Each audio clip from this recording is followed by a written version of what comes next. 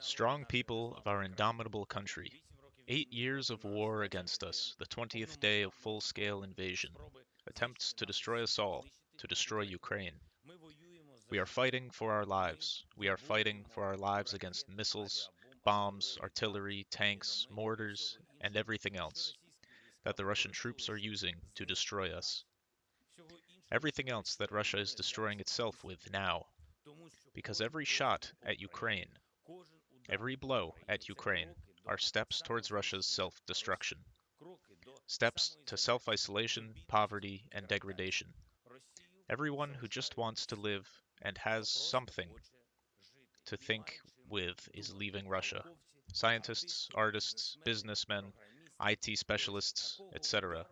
The Russian state has not experienced such a blow at human capital for decades, a blow which it inflicted on itself. We do not care. This is not our problem. Our problem is to save our people, the strength of our society, its scientists, its artists, its businessmen, its people, its strong people, all our Ukrainians who defend the state, and bring closer the peace that every Ukrainian needs.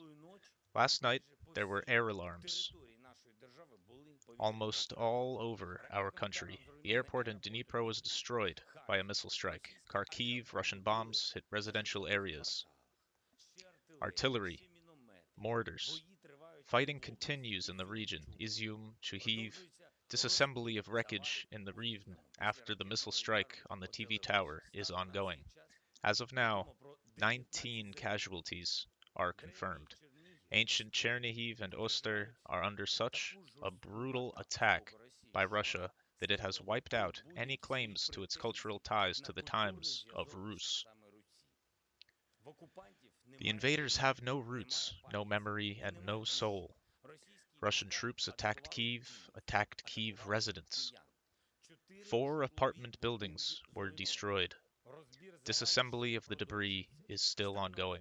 As of now, 5 casualties are confirmed. I will tell you in Russian. This happened in our capital, in the city that you always called the mother of Russian cities. That made our nations historical, and that you bombed today. Just people, residential areas, bombed and bombed again. We don't need such children. No, thanks. The invaders continue to consider the capture of our capital as their key goal, their political goal. They hope that control over Kyiv will give them control over Ukraine. This is absolute absurdity from all points of view.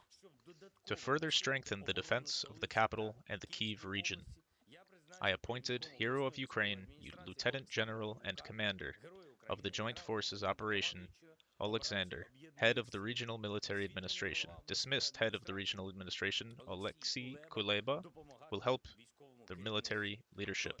Therefore, the Kyiv direction and the situation in the region will get even more attention. Major General Edward Moskalyov became the new commander of the joint forces. Professional man, patriotic man. The decree is signed. Every morning, every evening, I thank the military. I thank all our heroes who bravely defend our state. All who stop the enemy, despite the fact that all the invaders are many times more, dozens of times. And now, today, I want to speak about all peaceful Ukrainians who were taken away by this war. Eternal memory to everyone who died for Ukraine. Eternal curse to the enemy who took thousands of lives.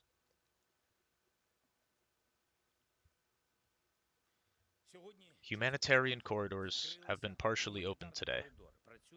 There is a corridor from Sumy, Trostianets, Lebediv, Shotska, and Konotop in the direction of Poltava. The invaders did not stop the shelling and disrupted humanitarian corridors in the Kyiv region.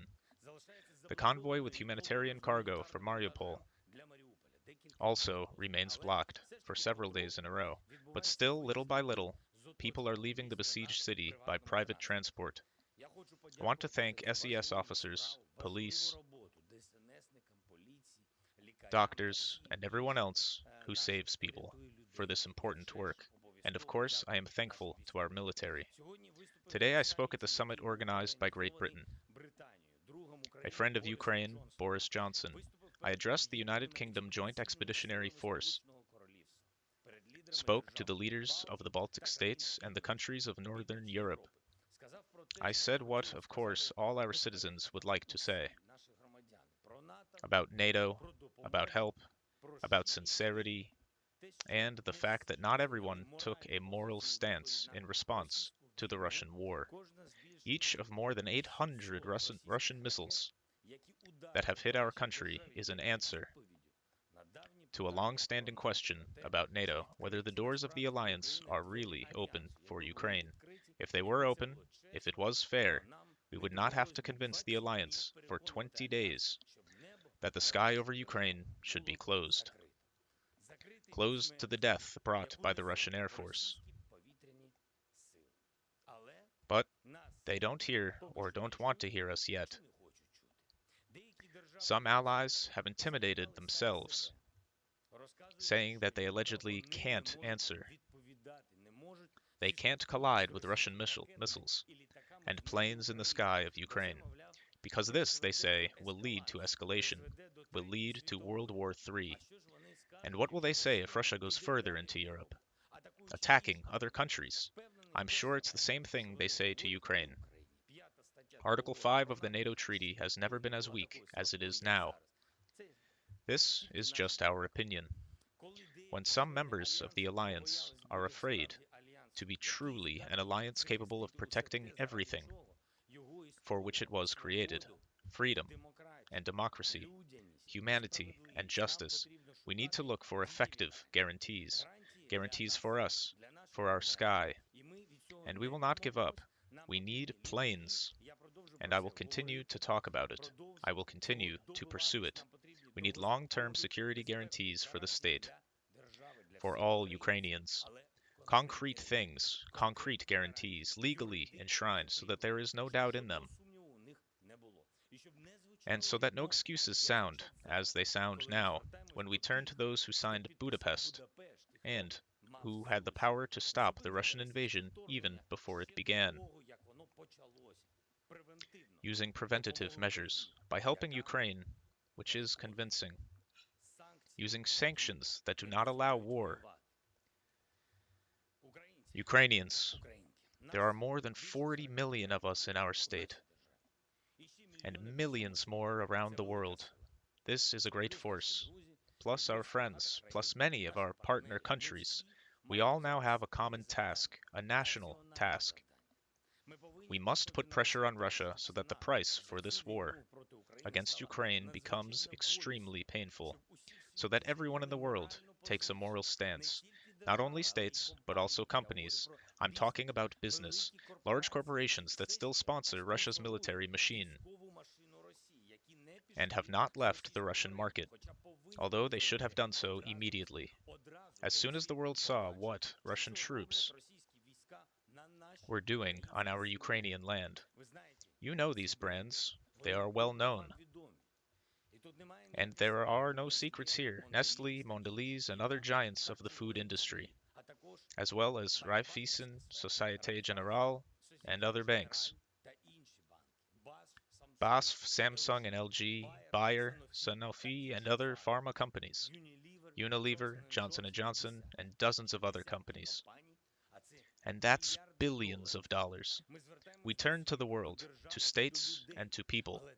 But this is not just the work of politicians. I appeal to Ukrainians, to everyone, and in any country where you can influence it. Everything is in your power. All business with Russia must be stopped. All trade operations, so that they can't sponsor the killings of us and our children, so that dollars and euros are not paid for blood. Please contact politicians, put pressure, talk to reporters, boycott their products. They must feel our strength. They must feel your strength, because we have the strength. Glory to Ukraine.